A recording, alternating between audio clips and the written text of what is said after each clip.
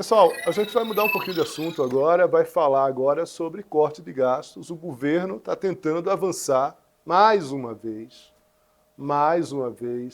em relação a aposentadorias dos militares.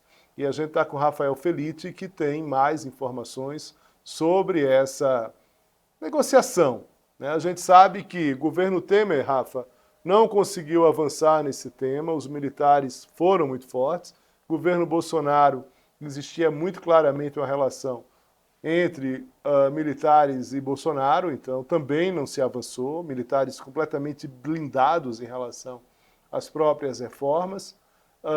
E governo Lula, a gente sabe que tem ali uma pressão em relação dos militares, em relação ao governo. Tem um ministro, José Múcio, que tenta se equilibrar ali entre uma ação e outra. Rafa, o que é que você nos conta em relação a esse tema? Muito obrigado. Oi, Léo, boa tarde para você, para todo mundo que nos acompanha no Poder Expresso. É o seguinte, né? O governo, a previsão é de que esse pacote de corte de gastos seja anunciado até o fim dessa semana, mas havia também uma previsão de que fosse anunciado na semana retrasada, após as eleições municipais, e também na semana passada, mas esse assunto foi sendo empurrado, mas a tendência mesmo, o clima, é de que isso já deva ser resolvido nessa semana, Léo. Então, existe uma especulação de que, mais por parte do mercado, mais alguns assessores da Fazenda e também do governo como um todo especulam cortes entre 30 e 50 bilhões. No começo, antes ali das eleições, a expectativa do mercado era um pouco mais otimista, de 50 e 60, mas conforme esse assunto foi se arrastando, algumas declarações do presidente Lula, né, dizendo que, mais uma vez contra o mercado, dizendo que havia uma certa demagogia por parte do mercado financeiro, porque quando o governo é pressionado a fazer cortes, eles acabam ficando muito em questões sociais, como no salário mínimo, no BPC, que é o benefício de prestação continuada, e ele questionou por que essa pressão também não vem para que o governo reduza, por exemplo, subsídios a empresários, por que essa pressão não é para ter corte em emendas do Congresso, redução de emendas do Congresso, e ele vem fazendo esse questionamento, assim, tanto publicamente quanto internamente também, dentro do governo. O presidente Lula vem defendido o seguinte, Léo, que se for para ter corte, que seja um corte mais amplo e não fique apenas em áreas como desenvolvimento social e previdência, né?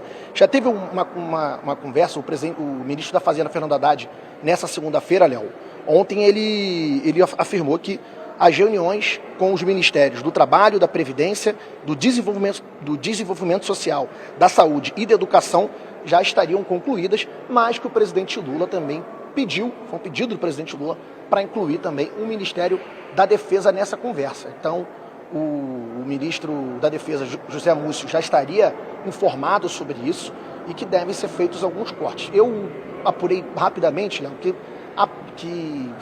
as conversas estão acontecendo com relação a isso, né? Ainda estão ajustando os últimos detalhes, que podem ser feitos cortes pontuais e que, se forem feitos cortes pontuais na caserna, o problema não vai ficar tão maior, mas eles também não querem perder tantos direitos assim, né?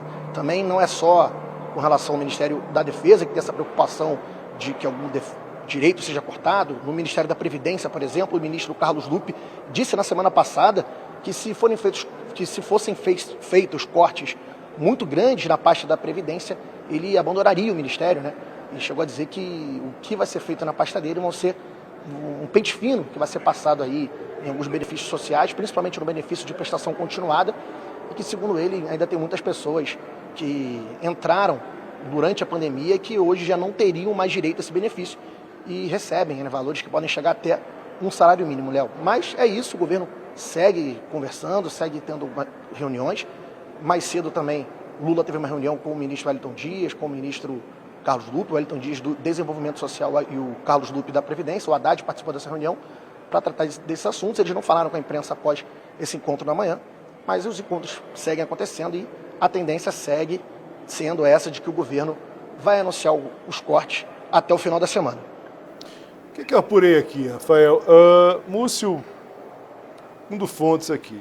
O Múcio, de fato, vai ter uma dificuldade, vai tentar segurar ao máximo esse avanço em relação aos cortes à defesa, porque Múcio sabe muito claramente que o apoio dele dentro do Ministério está ligado aí a agradar militares, não é o único, né? Não é o único, a gente sabe que ministros da Defesa né, que comandam ali as Forças Armadas, no momento que se veem fragilizados e com a base descontente, estou falando aí dos comandos ali, ele acaba se fragilizando.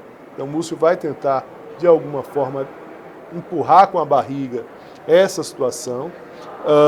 Outra coisa também é o seguinte, os militares começaram também com o jogo do empurra, dizendo o seguinte, não, mas se for para mexer aqui tem que mexer no judiciário. O governo não vai mexer no judiciário também, a gente sabe disso, até porque, em tese, o judiciário vai dizer que tem um orçamento próprio, o que na real não é isso que acontece. Mas o que é que o Felipe está com a gente ainda? Está com a gente ainda. Tá. Ô, Léo, tô ouvindo. Mas aí, Rafa, a previsão de sair, amanhã tem uma reunião mais ampla e a previsão é que até a gente tem que considerar que sexta-feira é feriado, quinta-feira pode ter alguma novidade?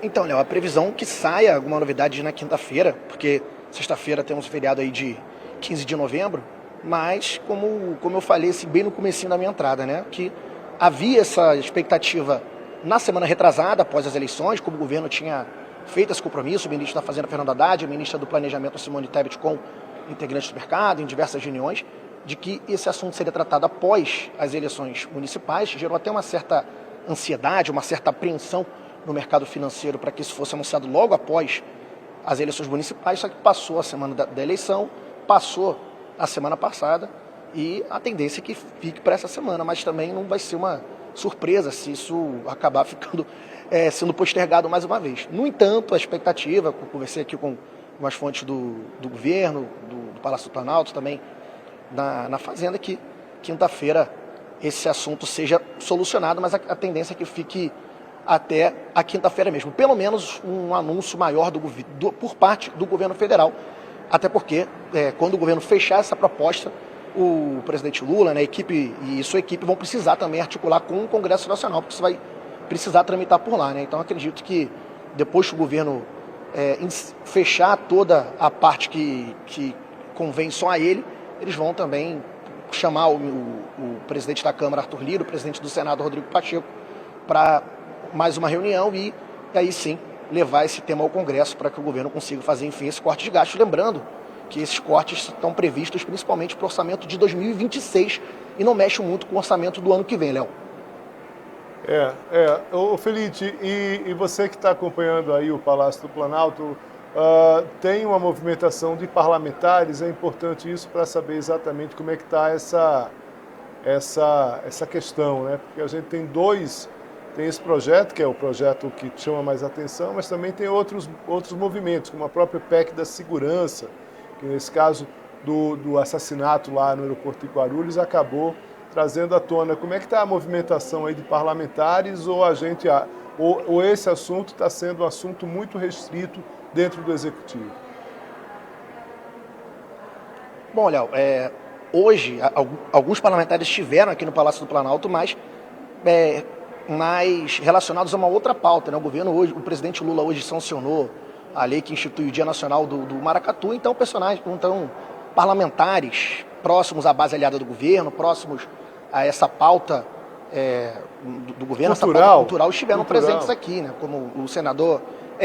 Mais isso, né? Agora, com relação à PEC da segurança pública, não viu essa movimentação grande assim de parlamentares, não viu também a presença de outros integrantes importantes, né? Hoje, por exemplo, o governador do Rio de Janeiro, Cláudio Castro, está no Senado Federal, mas ele ainda não veio aqui para o Palácio do Planalto, pelo menos. Também não tem expectativa que ele possa ter mais um encontro com o presidente Lula.